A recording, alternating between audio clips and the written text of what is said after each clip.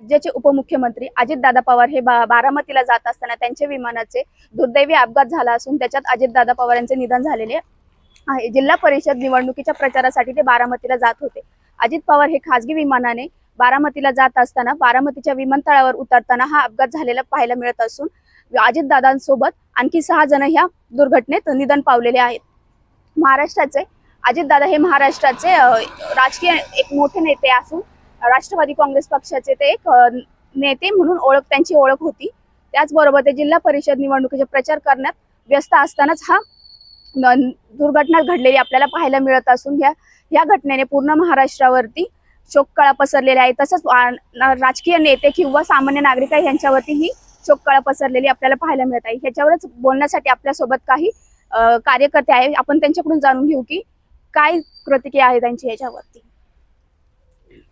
आज सकाळी 9-9:30च्या दरम्यान ती सकाळी निधन वार्ता समजली की आपल्या महाराष्ट्र राज्याचे लाडके उपमुख्यमंत्री अजितदादा पवार यांचे विमान दुर्घटनेमध्ये निधन झालं। ही एवढी मोठी गोष्ट अजून सुद्धा आम्हाला पचण्यासारखी नाही आहे। आम्हालाच नाही तर संपूर्ण महाराष्ट्रालाही पचण्यासारखी नाही आहे।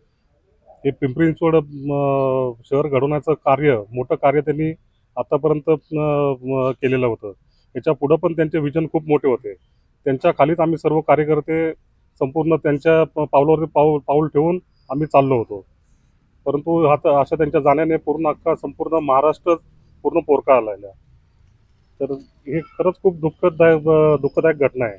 आम्ही पूर्ण तुम्ही अजितदादा पवार यांच्या निधनानंतर काय राजकारणात अडथळा निर्माण होऊ शकतो?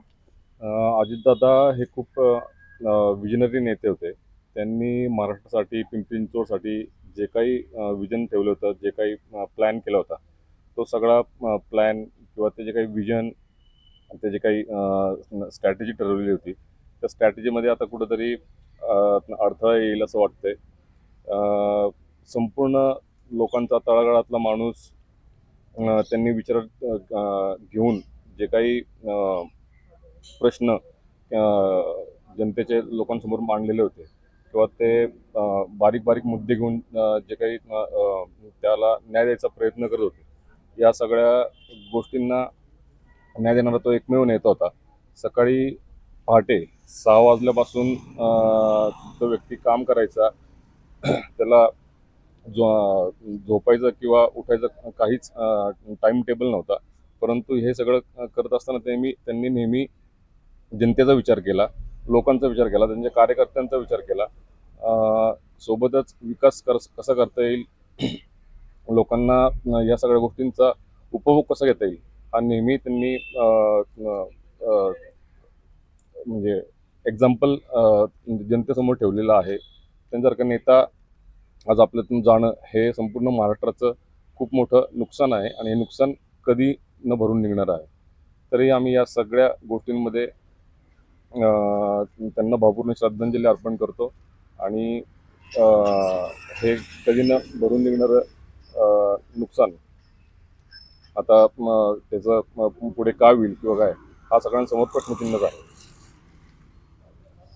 खरं तर अजित पवार यांच्या जाण्याने पूर्ण महाराष्ट्र हादरला असून राजकीय नेते, सामाजिक कार्यकर्ते व सामान्य नागरिक यांच्यावर शोककळा पसरलेली आपल्याला पाहायला मिळत आहे। नीलम चापुडे, LS मराठी, आंबेगाव, पुणे।